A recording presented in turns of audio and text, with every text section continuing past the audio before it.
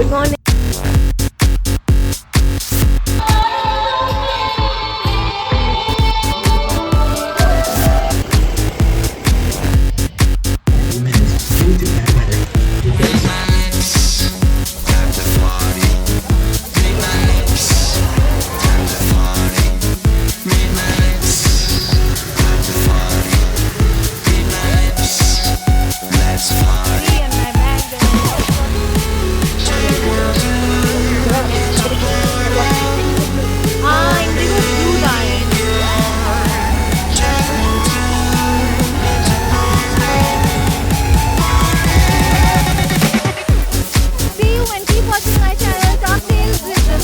So now I'm going to show you the water puppet which we have discussed in the last video और देखते हैं कि बहुत ही famous activity है जो कि ये वाटर पपेट शो यहाँ पे होता है. इसके अलॉटेड टाइमिंग्स हैं, so you have to book in advance.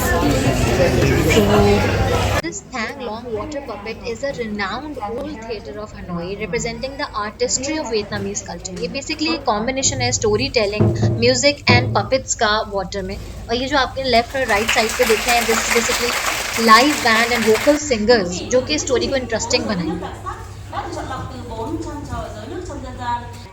Ji aunty ने ये कहा था वियतनामीज लैंग्वेज में.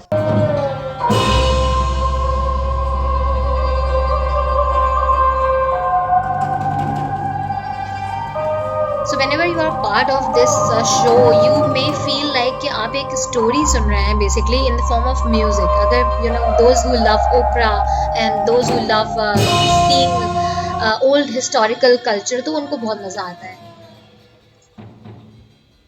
ये मैं आपको यहाँ बता दूँ कि ये puppets जी बहुत इंटरेस्टिंग सी स्टोरी है जो बेसिकली वियतनामीज लैंग्वेज में सुना रहे हैं. तो ये जो वाटर पपेट आपको नजर आ रहा है ना, ये बेसिकली हाफ इमर्स्ड है वाटर में और ऊपर का एक पार्ट इसका आपको शो हो रहा है.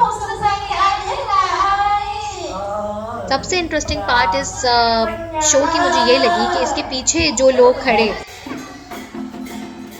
लॉन्ग बैम्बूज से और लॉन्ग पाइप्स से इस पपेट को मूव कर रहे हैं ना, वो वाटर में इमर्स्ड खड़े हैं. ये जो आपको एक पर्दा सा नजर आ रहा है, इसके पीछे वो खड़े हैं and they are moving these dragons. How amazing is this?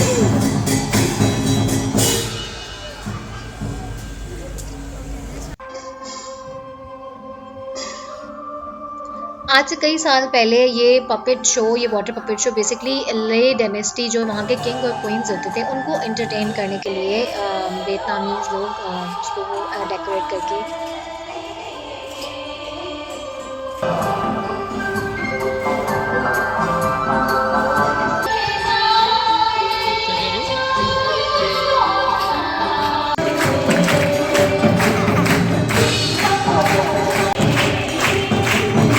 Good morning. So it's day 2 in Hanoi and we are again get ready and now we are leaving to Sapa.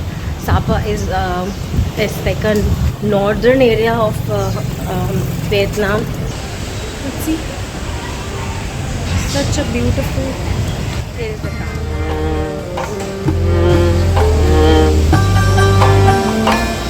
थोड़ा सा आगे चलते हैं, कोई सी आपको एक जल्दी से कोई स्टॉल देते हैं. यहाँ पे एक थोड़ा कल्चर ये है कि सुबह उठते ही ना लोग ऐसे कॉर्नर में उनकी शॉप्स बनी हुई हैं, वहाँ ब्रेकफास्ट करते हैं. मैंने देखा ये नहीं है कि कोई अच्छा ड्रेसअप हुआ है तो जगहों पर नहीं बैठ के खाएगा. और मैंने देखा एक वेल ड्रेस खातून आई फुल हील शील और देन उन्होंने इसी तरह छोटे से स्टूल पे बैठ के जो है वो ब्रेकफास्ट किया. These cute scooties and female riding. Most of the female I have seen are busy in riding these scooties and very independent or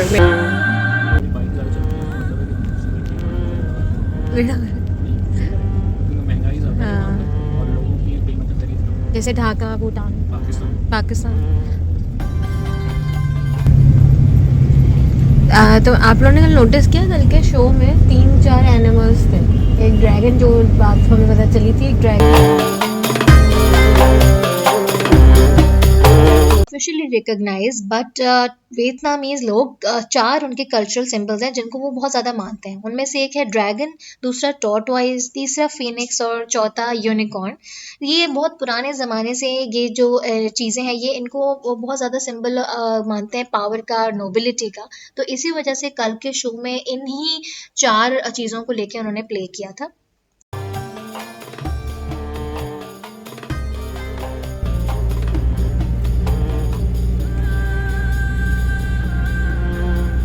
What kind of pakoras? शायद कब्रिस्तान है, पता नहीं। कब्रिस्तान में बस मुझे ये जानना है कि ये कौन मुझे बताएगा ये पगोड़ा टेम्पल्स क्यों बने हुए हैं छोटे।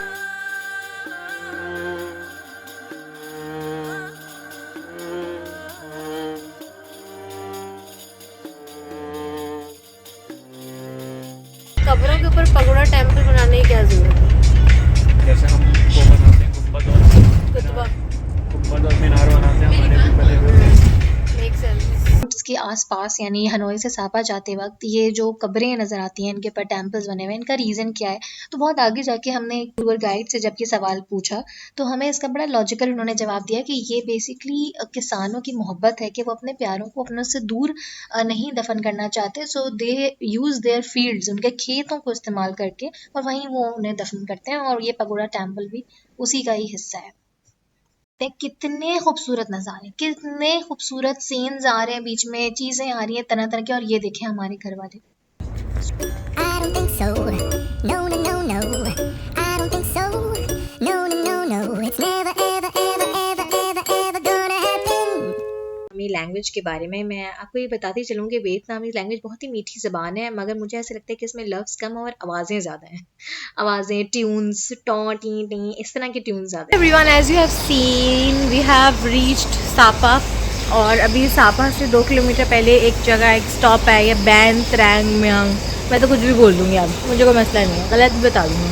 त्रैंग बैंग चैंग जू, कोई इतना मुश्किल नहीं है। वो सामने लिखा है कॉ फैंग जे, मसला नहीं है कोई। जस्ट जोकिंग, सही बताऊँगी। So what I have explored, यहाँ पे छोटी छोटी सी इन्होंने चीज़ें बनाई हुई हैं और हम and as you can see यहाँ पर आपको ये चीज़ बहुत मिलेगी। बैम्बू पाइप्स और इन हनोई जिसको ट्रेडिशनल फॉर्म में यूज़ करते हैं भंग पीने का आला है। ऐसे रोटियां बना के रखी हुई हैं इन्होंने। Here you can see, यहाँ पर एक छोटा सा सेटअप इन्होंने बनाया हुआ है डोनट उसके लिए। और यहाँ मैंने छोटी सी एक बड़ी ज़बरदस्त सी चीज़ देखी कि they used to make this kind of leather slippers. और ये साहब थे मेरे ख्याल है जो उन्होंने फ़र्स्ट टाइम बनाई होगी, ये मेरा अपना ज़ाती ख्याल है। और कोई ज़्यादा मुश्किल नाम नहीं है, इनका नाम है नी नहान लाम दी बैकू, नी नहान लाम दी बैकू। And she, for promotion they have made these giant sleepers. He just gave me this tea जो कि बहुत मज़े की है। I think it's a coffee kind of a tea. So can you tell me what do we say thank you in Vietnamese? How do we say thank you in Vietnamese? Cảm ơn.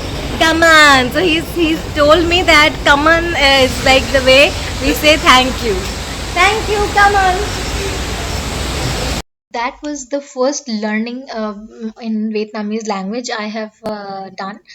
और हमारा सफ़र अब सापा से बेइंतहा करीब होता जा रहा है। आप देख सकते हैं ये खूबसूरत से पहाड़, उसमें से धुआं निकलता हुआ, और जैसे जैसे एक इस नॉर्थन एरिया के हम करीब आ रहे हैं ना, आई थिंक मुझे लग रहा है कि we are going to explore something heavenly amazing. So just with me, stay with me, because I am going to show you full trip of Sapa, and Sapa is the most beautiful part we have witnessed in whole Vietnam tour.